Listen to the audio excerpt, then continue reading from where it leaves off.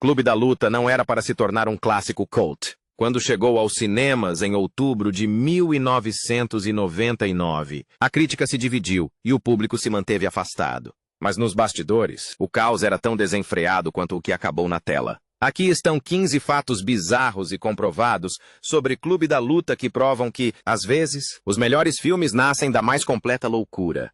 Se você adora descobrir os segredos por trás de filmes lendários, inscreva-se no canal e ative as notificações. Vamos mergulhar nas histórias mais estranhas de Hollywood. O fracasso de bilheteria inicial que se tornou lendário. Clube da Luta. Estreou em outubro de 1999 com críticas polarizadas e arrecadou apenas 37 milhões de dólares americanos nos Estados Unidos, contra um orçamento de 63 milhões de dólares americanos, tornando-se uma das maiores decepções comerciais do ano. A opinião dos críticos estava dividida. Alguns o consideram um brilhante comentário social, outros o condenam como um lixo perigoso e nihilista. Roger Ebert deu apenas 2 estrelas, escrevendo que era pornografia machista disfarçada de filosofia. No entanto, algo extraordinário aconteceu quando o filme foi lançado em DVD. Estudantes universitários e jovens profissionais descobriram sua mensagem anticapitalista mais profunda, transformando o que inicialmente era um desastre de estúdio em um dos clássicos cult mais influentes do cinema, graças às vendas de vídeo doméstico. Afinal, o que somos nós? Consumidores, certo? Vocês são consumidores. As coisas que vocês possuem acabam possuindo vocês.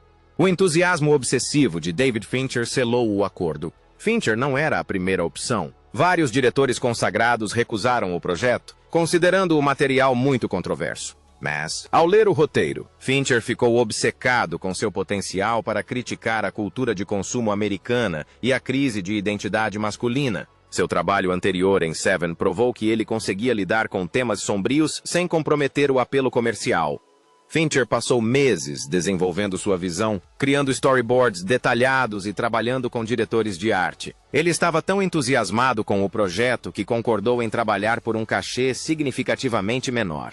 Compreender a natureza controversa do tema significava um orçamento mais enxuto. Brad Pitt realmente quebrou os dentes para interpretar Tyler Durden. Num exemplo extremo de comprometimento com o método de atuação, Brad Pitt tomou a decisão chocante de visitar um dentista especializado em estética e ter pedaços de seus dentes da frente lascados propositalmente para que Tyler Durden tivesse dentes realisticamente imperfeitos. Isso não foi um ato impulsivo. Pitt passou semanas pesquisando como ficariam os dentes de um lutador real após anos de combate. O trabalho odontológico foi cuidadosamente planejado para garantir que os danos pudessem ser reparados após as filmagens. Pitt disse a Fincher que Tyler não teria dentes perfeitos como os de Hollywood e que a filosofia do personagem de rejeitar a vaidade significava aceitar a imperfeição física. Ele usou os dentes lascados durante toda a produção de 4 meses, o que afetou sua fala e deu ao diálogo de Tyler uma cadência diferente. Se você pudesse lutar com qualquer celebridade, com quem lutaria? Edward Norton realmente deu um soco em Brad Pitt. Em um dos truques de direção mais engenhosos já registrados, David Fincher instruiu secretamente Edward Norton a dar um soco de verdade na orelha de Brad Pitt durante a primeira cena de luta entre os dois, em vez de simular o soco ensaiado. Norton ficou inicialmente horrorizado, sabendo que um soco de verdade poderia machucar seu colega de elenco, mas Fincher o convenceu de que a reação genuína de Pitt seria insubstituível. Eles ensaiaram com socos falsos diversas vezes, então Pitt estava completamente despreparado para o impacto real. Quando as câmeras começaram a gravar, Norton desferiu um soco de verdade, e a reação de choque de Pitt, "Que diabos?", entrou na versão final. Esse incidente definiu o tom da produção. Fincher queria momentos autênticos, mesmo que isso significasse sacrificar o conforto dos atores. Os atores se transformaram em lutadores de verdade por meio de um treinamento brutal. Tanto Norton quanto Pitt passaram por meses de treinamento intensivo que foi muito além da preparação física típica de Hollywood, tornando-se essencialmente lutadores amadores para seus papéis. Eles treinaram com treinadores de boxe profissionais, aprendendo não apenas a desferir socos, mas também a recebê-los de forma convincente. O treinamento incluía boxe, luta agarrada, taekwondo e elementos de artes marciais mistas. Norton, que nunca havia se envolvido em uma briga de verdade, considerou o treinamento psicologicamente transformador, conectando-o a uma masculinidade primitiva que ele nunca havia experimentado. Ambos os atores também aprenderam técnicas reais de fabricação de sabão com profissionais. O coreógrafo de lutas Jeff Emada trabalhou com eles 4 horas por dia, ensinando-os a fazer com que socos falsos parecessem devastadoramente reais, ao mesmo tempo em que garantia a segurança de ambos durante as inúmeras cenas de luta. O segredo da roupa de gordo de Meat Loaf e seu colapso emocional. A interpretação de Robert Bob Paulson exigiu que Meat Loaf usasse uma elaborada roupa de gordo durante as filmagens, tornando-o o único ator autorizado a quebrar a regra de não usar camisa, já que a prótese precisava ser coberta. A roupa pesava mais de 13 quilos e exigia 3 horas diárias de maquiagem. O que muitos não sabem é que Meat Loaf estava lidando com a recente morte de seu pai durante as filmagens, enfrentando uma crise de identidade que refletia a história de emasculação de seu personagem. Seu colapso emocional durante a cena em que ele revela seu nome, Robert Paulson, continha uma dor genuína que Fincher reconheceu e incentivou. Os seios postiços eram preenchidos com alpiste para dar um movimento realista, mas deixaram Meat Loaf extremamente constrangido com sua aparência durante toda a produção. A batalha psicológica de Helena Bonham Carter com Mara Singer. Helena Bonham Carter achou interpretar Mara Singer tão perturbador psicologicamente que desenvolveu técnicas terapêuticas específicas para se distanciar da personagem entre as filmagens. A visão de mundo nihilista de Mara, sua disfunção sexual e tendências suicidas eram tão sombrias que Carter se preocupou com o impacto psicológico da personagem em sua saúde mental. Ela trabalhou com uma terapeuta durante toda a produção e desenvolveu um ritual de mudar imediatamente para seu sotaque britânico natural após cada tomada, usando a mudança vocal como uma barreira psicológica entre ela e o cinismo americano de Mara. Carter insistia em ter seus pertences pessoais por perto para poder se reconectar rapidamente com sua própria identidade, ficando visivelmente mais alegre sempre que trocava as roupas propositalmente pouco lisonjeiras de Mara. A inserção de produto da Starbucks, uma ironia que se tornou lendária. Em uma das decisões mais brilhantemente subversivas da história do cinema, David Fincher colocou deliberadamente um copo da Starbucks em quase todas as cenas como um comentário irônico sobre como as marcas corporativas se infiltram em todos os aspectos de nossas vidas. Mesmo em filmes que criticam a cultura de consumo, essa não foi uma inserção de produto acidental. Foi uma afronta calculada ao mundo corporativo americano, disfarçada de propaganda. Fincher trabalhou com o diretor de arte Alex McDowell para garantir que os logotipos da Starbucks aparecessem sutilmente ao longo do filme.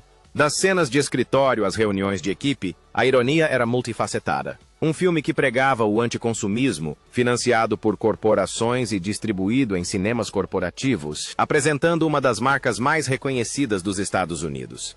Segundo relatos, os executivos da Starbucks ficaram horrorizados ao descobrirem o contexto, percebendo que seus copos apareceram em cenas que discutiam a destruição das grandes corporações americanas. As aparições subliminares de Tyler eram um jogo mental de Fincher. Tyler Darren aparece em 4 breves flashes de um único fotograma antes de sua apresentação oficial. Aparições de fração de segundo, que o subconsciente do público registra, mas que conscientemente ignora, criando uma sensação inquietante de que algo está errado. Essa técnica replicava a experiência psicológica de dissociação vivenciada pelo narrador. As aparições ocorrem em momentos banais no escritório, na sala de espera do médico, em reuniões de grupos de apoio, sugerindo que Tyler existe nas margens da vida cotidiana do narrador antes do primeiro encontro. Fincher passou semanas cronometrando esses flashes com precisão, garantindo que durassem exatamente 1/124 de segundo, tempo suficiente para o cérebro registrar as imagens, mas não para o reconhecimento consciente. Isso gerou um desconforto subliminar que muitos espectadores não conseguiam explicar, relatando que algo parecia estranho sem identificar o motivo, até que a verdadeira natureza de Tyler fosse revelada. As cenas de queimadura química foram meticulosamente orquestradas para alcançar um realismo impressionante. Ao contrário de rumores persistentes que afirmavam que produtos químicos reais foram usados na mão de Edward Norton, a cena da queimadura química foi obtida por meio de sofisticados efeitos de maquiagem. O realismo foi tão convincente que traumatizou membros da equipe que assistiram às filmagens. A cena exigiu semanas de preparação com o supervisor de efeitos de maquiagem, Rob Bottin, que criou queimaduras protéticas progressivas aplicadas em etapas para mostrar o dano à pele se desenvolvendo em tempo real. Norton trabalhou com a equipe de maquiagem para entender as reações realistas a queimaduras químicas, estudando imagens médicas e consultando especialistas em queimaduras. O produto químico era, na verdade, uma mistura inofensiva, que causava uma leve sensação de aquecimento, dando a Norton uma referência física sem causar danos reais. Os efeitos da maquiagem eram tão realistas que vários membros da equipe sentiram náuseas e um operador de câmera desmaiou durante as filmagens em close do queimado protético. A interpretação improvisada de Tyler Darren por Brad Pitt tornou-se icônica. Muitas das peculiaridades mais memoráveis de Tyler Darren, desde sua risada característica, até gestos específicos e a maneira como ele entona suas falas, foram improvisações espontâneas de Brad Pitt que David Fincher adorou e manteve no filme. Fundamentalmente, ele moldou o anti-herói mais carismático do cinema. Pitt abordou Tyler como um artista físico, desenvolvendo seu andar solto e predatório, e seus gestos de mão distintos através de semanas de desenvolvimento de personagem além do roteiro. Sua famosa risada, semelhante à de uma hiena, não estava no roteiro. Pitt a desenvolveu depois de visitar um zoológico e ficar fascinado pelos sons das hienas, sentindo que eles capturavam o divertimento predatório de Tyler com a fraqueza humana. A maneira como Tyler lambe os lábios casualmente, tamborila com os dedos e se move com uma confiança fluida, foram todas escolhas físicas de Pitt. Algumas das falas mais memoráveis de Tyler foram improvisações de Pitt durante os ensaios, que Fincher incorporou ao roteiro final, incluindo observações filosóficas sobre a cultura de consumo.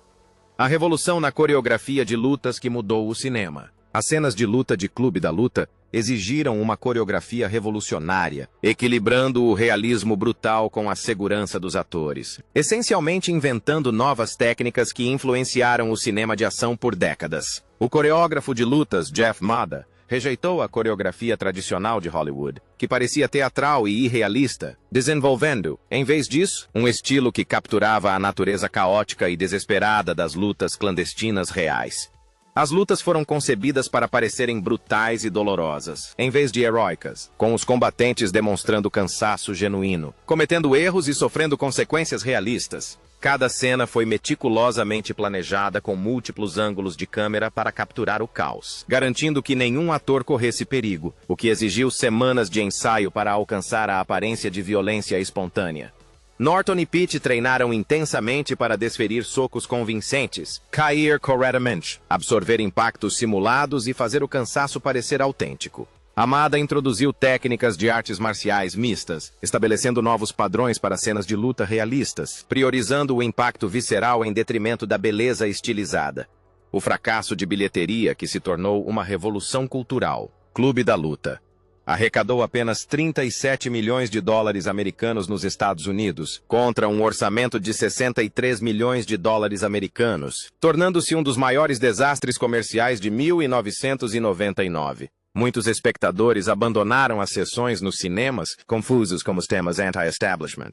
No entanto, tudo mudou quando o filme foi lançado em DVD em 2000. Estudantes universitários e jovens profissionais o descobriram através do vídeo doméstico, divulgando amplamente seus significados mais profundos. As locadoras de vídeo não conseguiam manter os estoques, e o DVD se tornou um dos mais vendidos da década de 2000, arrecadando mais de 55 milhões de dólares. O filme encontrou seu público ideal.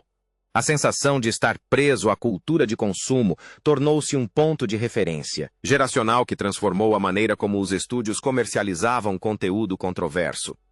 Clubes de luta reais surgiram em todo o mundo, perdendo completamente o ponto principal. Poucos meses após o lançamento do DVD, departamentos de polícia começaram a relatar a existência de clubes de luta clandestinos em porões e armazéns, onde jovens se reuniam para lutar. Esses clubes reais ignoraram completamente a crítica anti-violência do filme, focando-se puramente na violência como forma de fortalecer os laços masculinos. O fenômeno se espalhou internacionalmente para o Reino Unido, Canadá, Austrália e Europa, com participantes fazendo referência explícita ao filme, o que perturbou bastante os cineastas. Esses clubes adotaram a filosofia de Tyler Durden sem entender sua natureza satírica, tratando seus discursos como manifestos genuínos. David Fincher e Chuck Palahniuk ficaram horrorizados, com Palahniuk se sentindo parcialmente responsável por incentivar a violência não intencional. O impacto geracional que dividiu a sociedade. Clube da Luta dividiu fundamentalmente o público segundo linhas geracionais, criando debates duradouros sobre masculinidade, capitalismo e violência. A geração X e os primeiros millennials se identificaram com o sentimento de alienação corporativa do narrador e com a rebeldia de Tyler contra o materialismo, considerando o filme profético durante a crise financeira de 2008. No entanto, espectadores mais velhos o interpretaram como uma glorificação da violência e do niilismo. O filme influenciou tendências da moda, movimentos políticos e a formação da identidade masculina entre homens que atingiram a maioridade nos anos 2000. Estudos acadêmicos documentaram tanto efeitos positivos como a rejeição do materialismo tóxico, quanto negativas, como a romantização da violência, tornando-o um dos filmes mais influentes e controversos de sua geração. Todos os logotipos corporativos que aparecem em Clube da Luta estão ligeiramente distorcidos ou danificados de alguma forma. Uma metáfora visual sutil para a corrupção do capitalismo que a maioria dos espectadores nunca percebe, mesmo após várias assistidas. Clube da Luta começou como o maior risco de Hollywood e se tornou a obra-prima mais controversa do cinema. O caos por trás das câmeras foi tão intenso quanto o que vimos na tela. E, de alguma forma, esse caos criou algo lendário. Se você adora descobrir os segredos por trás de filmes lendários, inscreva-se no canal e ative as notificações. Vamos mergulhar nas histórias mais estranhas de Hollywood.